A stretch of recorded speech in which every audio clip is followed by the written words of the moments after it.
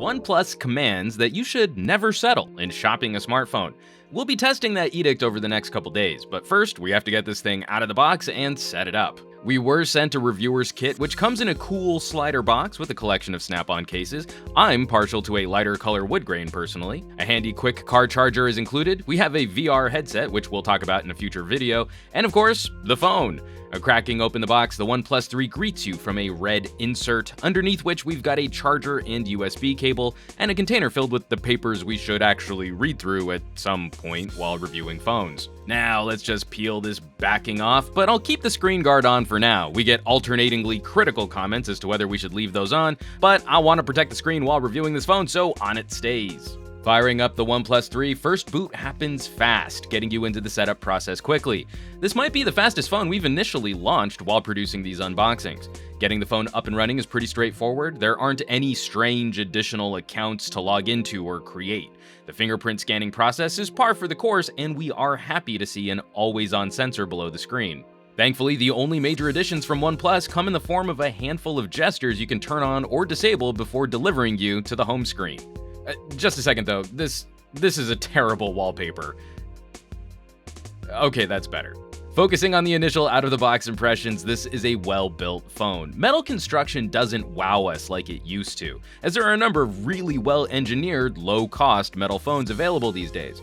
But OnePlus has delivered an attractive and well-engineered handset. Many will point to some HTC inspiration on the shape, color, and antenna bands, but when compared to phones like the One M9, the sharper edges here and gentle tapers here work better than previous HTCs we've reviewed. There's a shiny track framing the screen, but nothing so bold as the large chamfers found on the HTC 10. Now, walking around the hardware, there's nothing going on with the top of the phone. The right side is home to the power button and SIM card tray. The left is where you'll find a volume rocker and 3-position mute switch. And the bottom is pretty busy, landing the headphone jack, USB Type-C connector, and the speaker.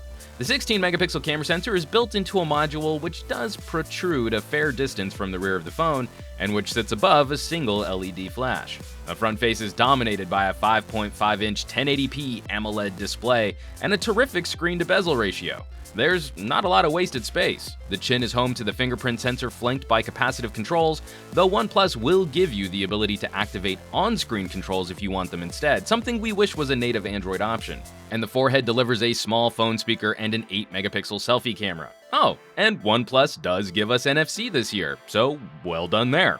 While this is running a branded version of Android called Oxygen OS, a lot of elements will be familiar to stock Android users. The notification shade and settings menus are largely unmolested, and I'm delighted to see a clean, simple app drawer organized alphabetically by default.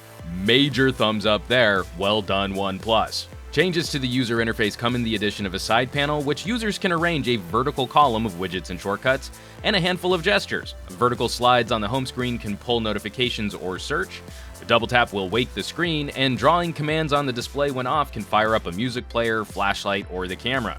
Though that's also backed up by a power button double tap. So, how does the OnePlus 3 perform? Top-tier specs will always get our attention, but is the software optimized to take advantage of the hardware? How about the camera or audio playback? OnePlus makes a compelling argument on paper, but do we have to settle on some of those features to reach this $399 price? Well, you'll just have to tune back in for our future videos and our real camera review coming soon.